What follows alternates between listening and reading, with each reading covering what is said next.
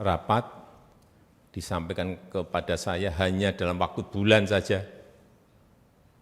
Saya enggak usah sebutkan aplikasi apa, sudah mencapai 123 juta orang masuk ke aplikasi itu. Hanya dalam hitungan bulan, karena pembeliannya sangat masif sekali. Artinya apa? Perilaku konsumen kita sudah dipegang. Moodnya mau kemana sudah dipegang. Arahnya mau kemana sudah bisa ditebak. Dan kita terlambat.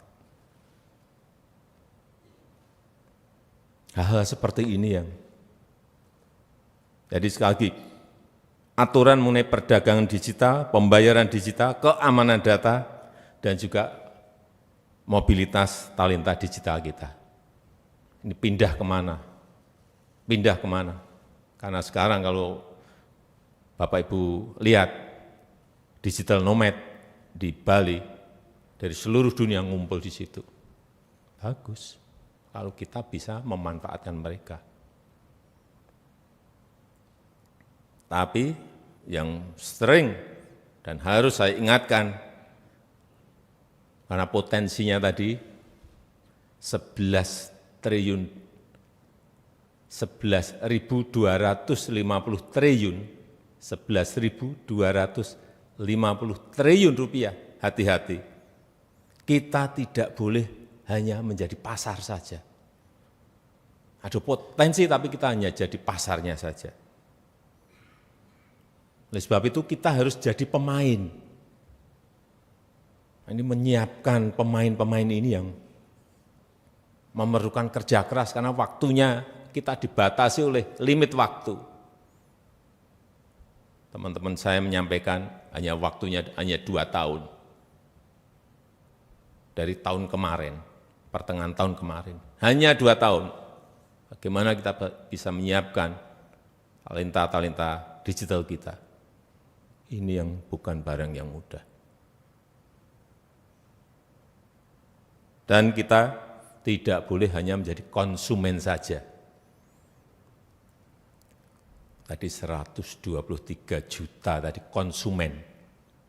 Kita hanya jadi konsumen. Dan 90%, hati-hati, barangnya barang impor. Lebih bahaya lagi, bukan produk kita sendiri. Kalau produk kita sendiri kita taruh di e-commerce, masih bagus. Tapi 90% barang impor. Karena harganya sangat murah.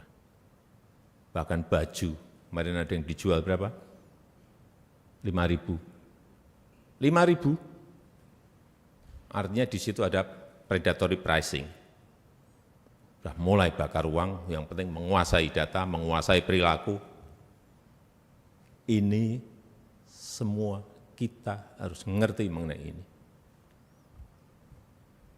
Sekali lagi, jangan hanya menjadi konsumen, tetapi kita harus jadi produsen. Artinya kalau kita punya aplikasi, yang masuk ke sana produsen, dari barang-barang yang kita produksi sendiri. Syukur kita bisa masuk ekspor ke negara-negara. Nggak usah jauh-jauh, di ASEAN dulu kita kuasai. Jangan sampai kita lena dalam hitungan bulan, nggak mau saya terkena penjajahan era modern. Jangan mau kita terkena juga kolonialisme di era modern ini. Kita enggak sadar. Tahu-tahu kita sudah dijajah secara ekonomi. Mungkin awal-awal harganya masih 5.000. Begitu semua sudah masuk, beli ini, sudah ketagihan, baru dinaikkan. 500 juta mau apa? Udah, nggak bisa apa-apa kita, karena sudah ketergantungan di situ. Oleh sebab itu kita harus lindungi betul kedaulatan digital kita. Harus dilindungi betul. Tadi saya sampaikan regulasinya yang harus mengejar. Dan kita itu kalau yang ngurusi urusan masalah regulasi, bulatnya kemana-mana, ruwetnya kemana-mana, berbulan-bulan, bahkan bertahun-tahun aja belum jadi. Teknologinya sudah lari cepat sekali. Problem ada di situ. Sekali lagi kita harus melindungi kedaulatan digital kita. Dan betul-betul kita pertahankan yang namanya kandungan lokal, barang lokal. Kalau enggak bisa 100% barang kita, ya paling tidak 90%, 80% kandungan lokalnya. Jaga betul yang namanya aset digital kita, jaga betul. Data, informasi, akses pasar, semuanya.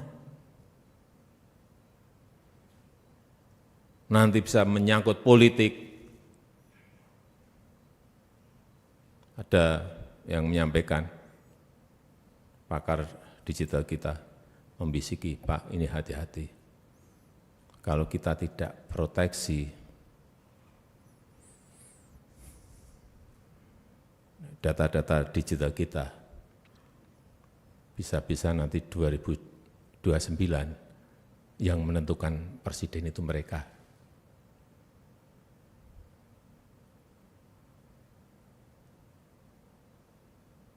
Betapa sangat berbahayanya yang namanya perilaku konsumen, perilaku masyarakat itu bisa di-tag dengan sangat akurat.